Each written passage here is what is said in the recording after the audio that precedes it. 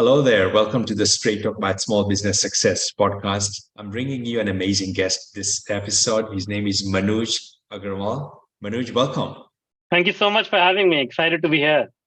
Yeah, really looking forward to picking your brain on various different aspects of growing a business. It's going to be probably a subject that's going to be different than my typical interviewee. And I'm really looking forward to this because you bring a background of AI.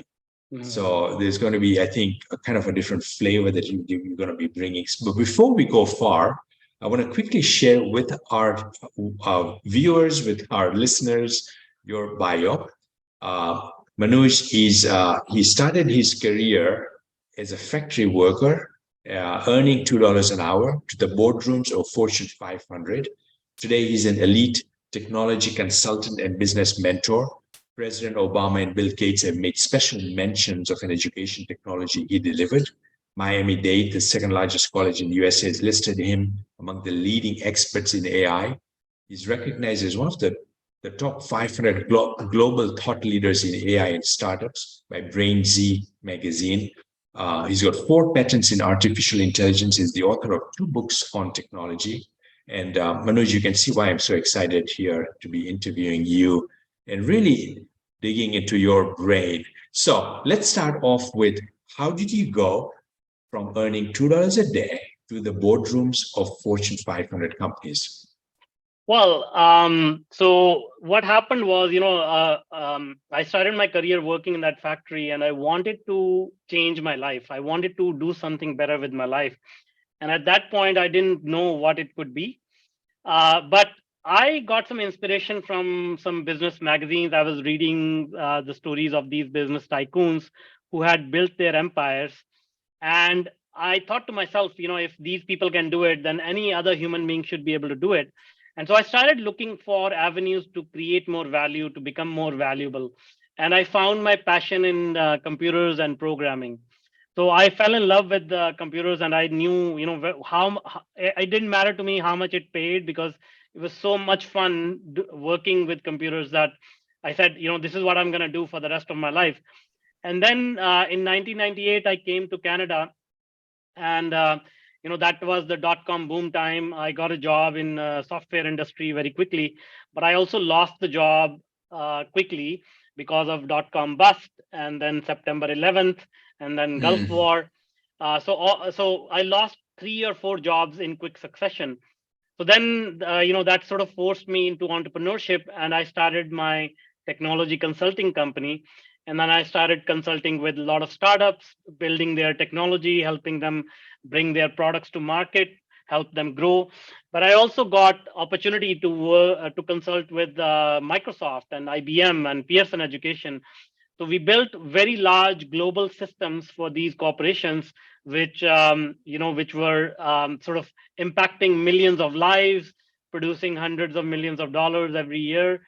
So that was sort of the journey, going from where I was to working with some of the biggest names in the world. Yeah. So you must be very driven. Like, the people that you read about in the magazines, they must have inspired you, and they may have put a fire in your belly that you wanted to be you wanted to do something significant. Exactly. Yeah. And when we read the stories, that inspiration, it just shows us, okay, there is a way. Like, if somebody else can find a way, then you should be able to find a way as well. And I find it very beneficial to read the biographies of people who have done similar things as you want to do. Got it. Yeah. Very quickly, I wasn't planning to ask you this question, but what were some of the skill sets that really helped you escalate from kind of where you are, and really being able to have the impact that you did when you were in the boardrooms of like Microsoft and some of the names that you shared? Yeah. One thing is that you have to see yourself as equal to everyone, because a lot of people, I find that when they talk to, like, vice president of a large corporation or a celebrity or somebody, they immediately put themselves below that person, and they put the other person on the pedestal, and that Hmm. creates a different dynamic where you're not able to collaborate, but you're just sort of, you know, treating this person as a god, or you're not able to like work at on the same level. So what I have done is, like, for me, I came from nothing, so it doesn't matter to me like whether I lose everything. For me, Hmm. I'm talking to another human being, so I try to really get into a mode where I try to talk to them, listen to them, understand what is it that they are dealing with, and then come up with the solution that helps them and has a win-win situation for everyone. I think that has helped me really well to sort of take these leaps.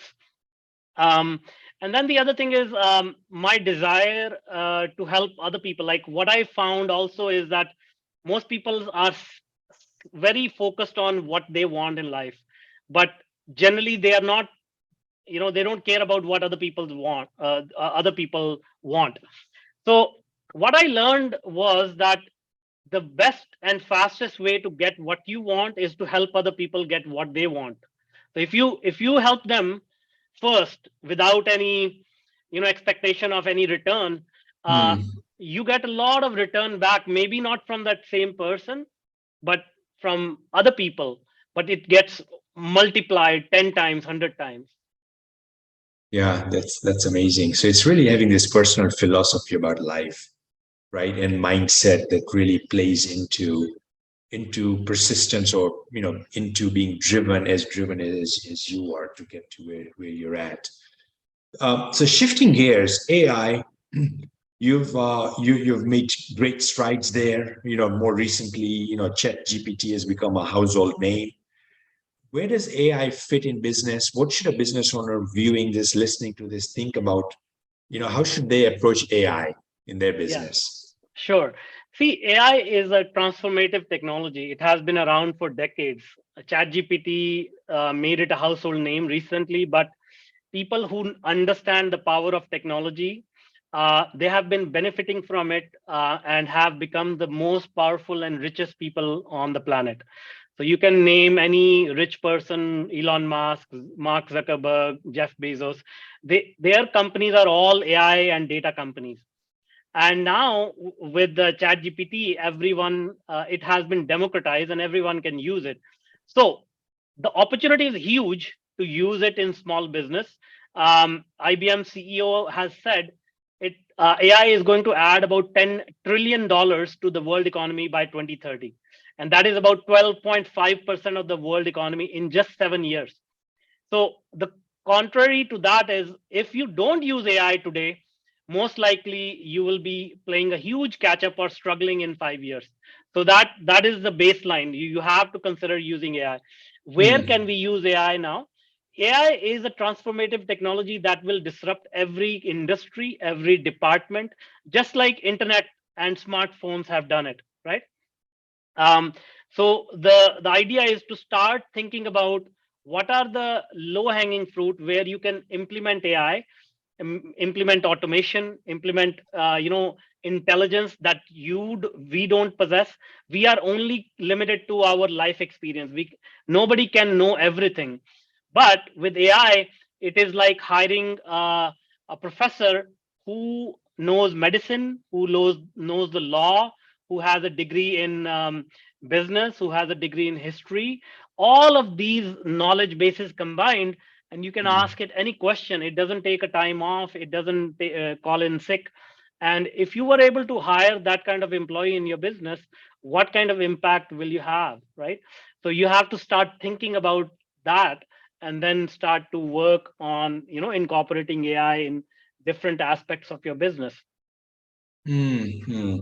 What would be like one simple step somebody can take to move in that direction Mhm. of seeing how can I bring AI, how can I bring automation to my business? Great question. See, AI is like a super intelligent entity that is ready to answer all your questions. Okay. And it doesn't matter how complex the question is. So, what you really need to do is get better at asking good questions, because a Hmm. lot of people, we have been taught in our education system that we should be good at answering questions. But if we are not good at asking the right question, that is not a good sign of a successful entrepreneur. So use AI to get better at asking questions. Yeah, and you can start by saying, I'm running a brick and mortar business. I sell toys to kids. I'm located in New York on this location. This is my revenue. How can I use AI to increase or grow my business? You can ask that first question to AI, Mhm. right? Hmm. And as you get the answers, your light bulbs in your head start to go off. Oh, I can ask these questions and I can get really good answers. Okay, what is this? How can I get better? Like, tell me more. When you start to interact with AI, you will say, okay, this is great. Now give me a strategy to implement this business growth scenario. Now give me the daily tactics I can deploy today that I can start to do, on day-to-day basis, which will help me grow my business. So the the initial steps are so easy that you can just sign up for a free account with ChatGPT and start asking questions. And as you get better at asking questions, your mind expands and the possibilities start to originate.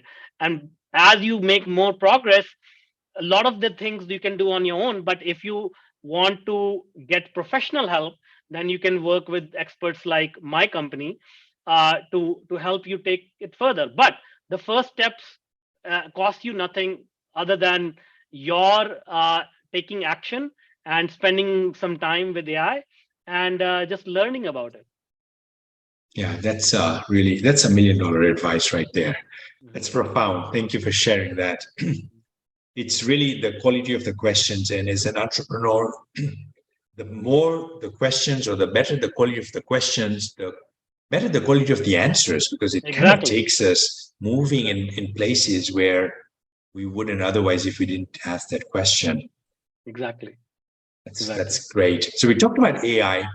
I'm looking at the clock, and we've such a short amount of time, and I want to ask you so many questions.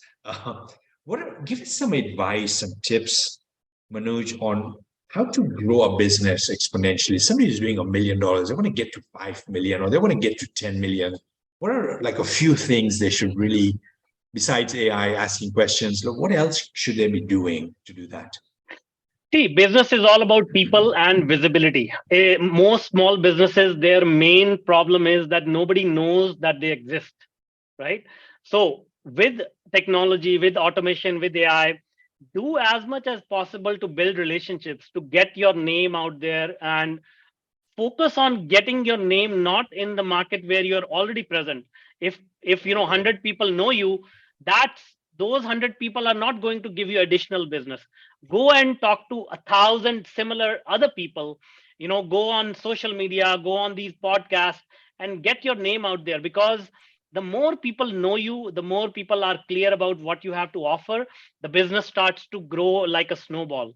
So my advice to small business owners is spend 50% of your time or more on not inside your business but outside of your business, networking, sending your message out there, putting yourself out there, showcasing people what you can do, giving to people. Because as I said, when you give your time, when you give your energy, when you give your insights to other people, it comes back in 100 ways from all over the world. So that is my advice. And again, it's easier than it sounds, but if you just take the first step and you say, okay, I'm going to talk to 20 people today, and I'm going to talk to 25 more people tomorrow. It could be through social media, it could be making a phone call, it could be sending an email, it could be just commenting on somebody else's social media post. That's also a conversation. So any way you can reach more people and showcase what you have to offer, that is the fundamental step that people miss in growing their business. Hmm.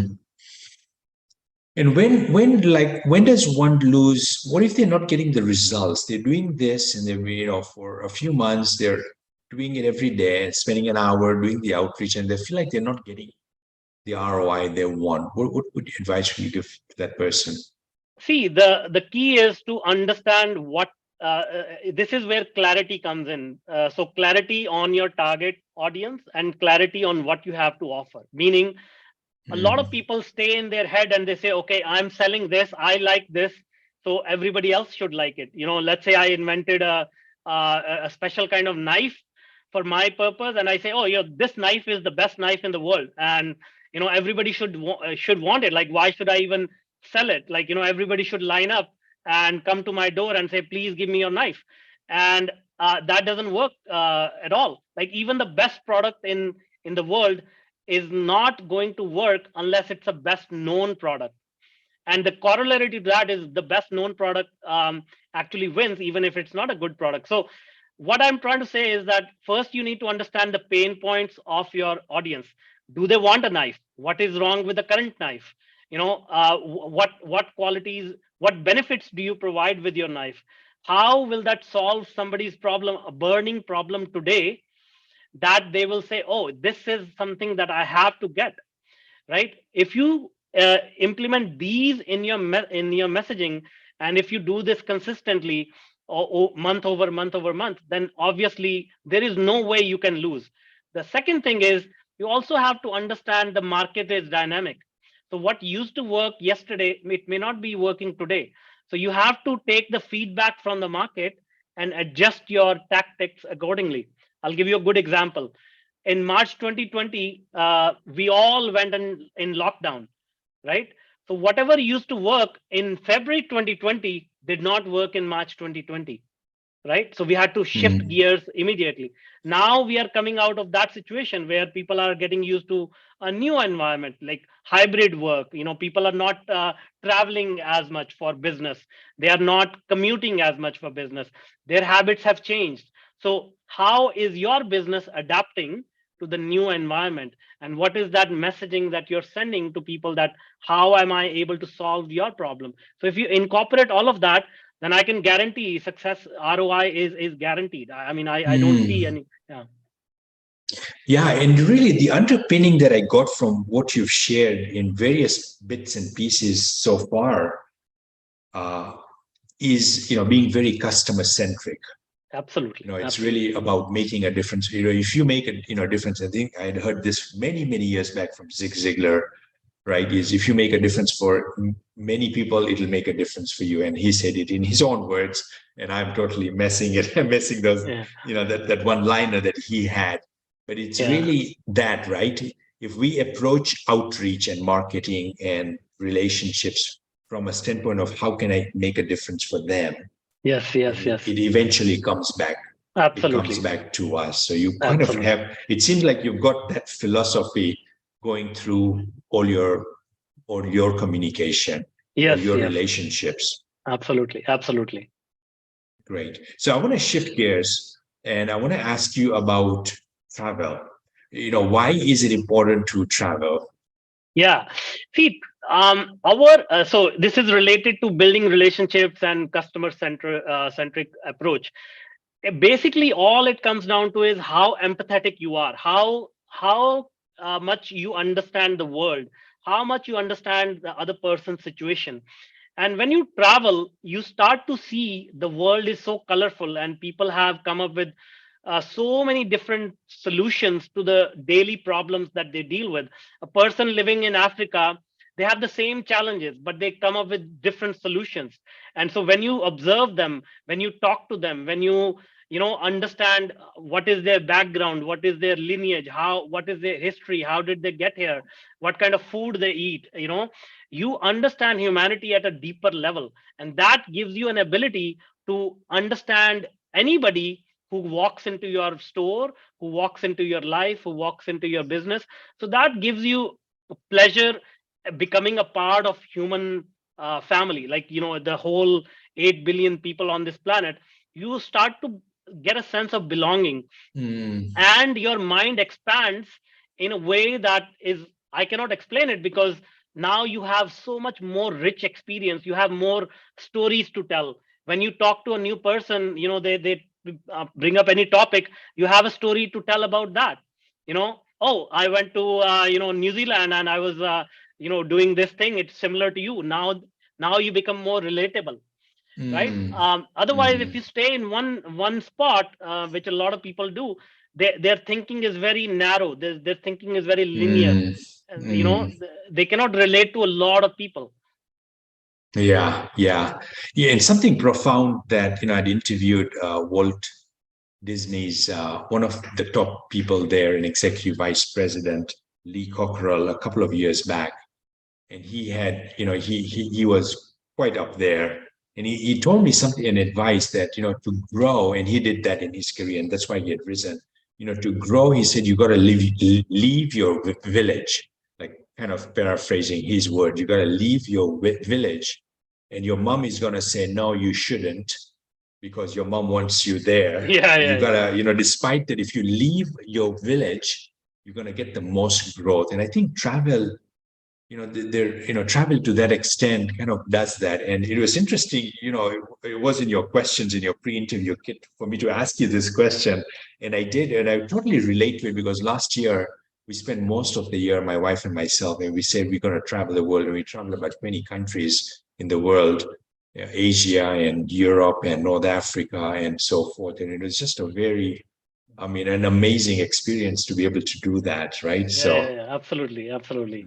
really glad we did it. Yeah, yeah. I'm jealous. I want to do that too. So Yeah, and the businesses ran, continued to run. There was no, nothing lost from that standpoint.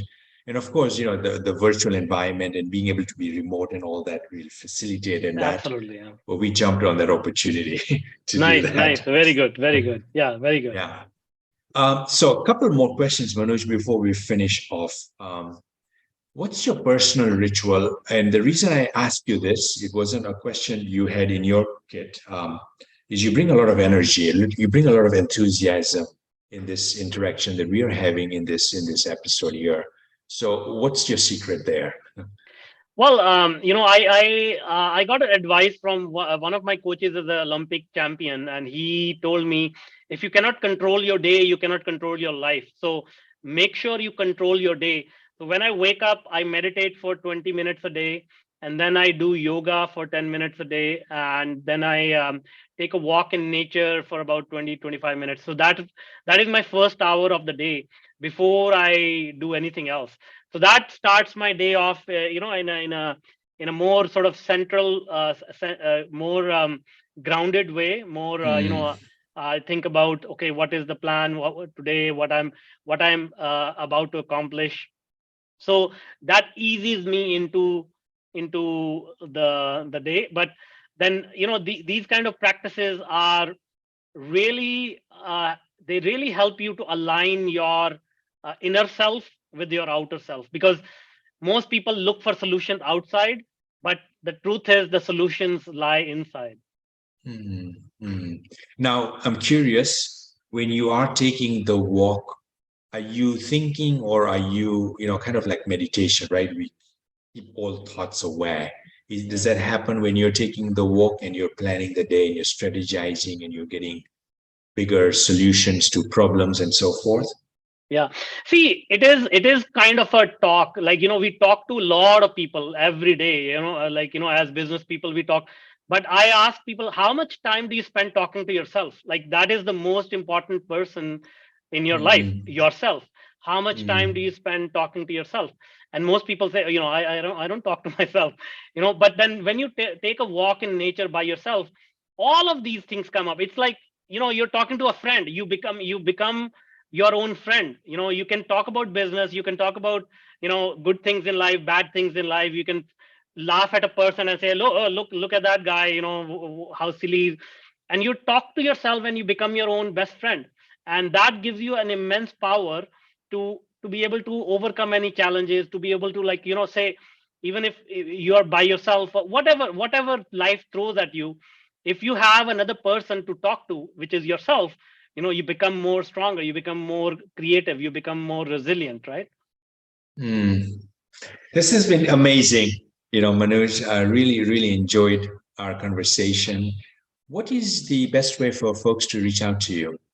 Yeah, you can find me on LinkedIn, Manuj Aggarwal, or you can go to my website, manojaggarwal.com. Or if you want to follow me on other social channels, my there's a social page, manuj.ca, my first name.ca. So you can connect me with on either one of them. But reach out to me on LinkedIn and let me know you heard me on this podcast. Fantastic. Manoj, thank you so much. Really enjoyed it. You Thank you take so much. care. Thanks. Thanks.